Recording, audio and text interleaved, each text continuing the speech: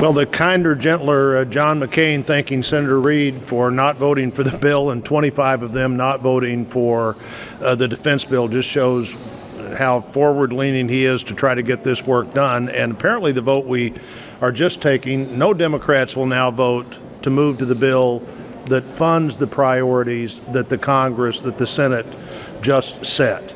Defending the country, the number one priority of the government.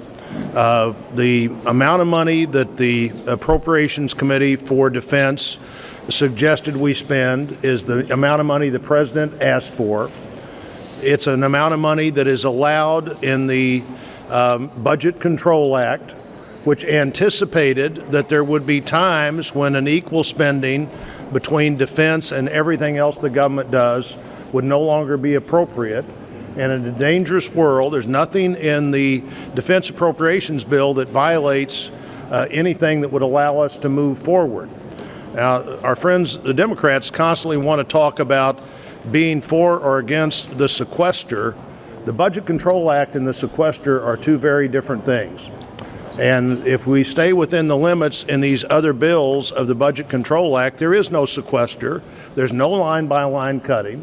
The amount of money that the President asked for defense is provided for in the bill, and the amount of money that the law allows for everything else is provided for in the bills that the committees are bringing to the floor. To hold defense hostage, later I assume to hold veterans and military construction hostage, because somehow we've discovered that no matter what the worldwide situation is, there has to be equity in spending is outrageous.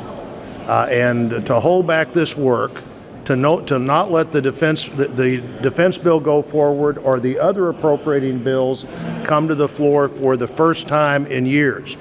In the 5 years of Senator Reid's leadership, there could have been 60 appropriations bills on the Senate floor. There were 3.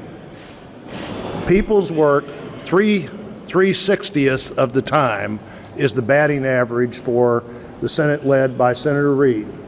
They now want to continue with that process of not letting bills come to the floor, because apparently we think on the minority side of the Senate now that letting people have debate on how to spend the money is a bad idea, not a good idea.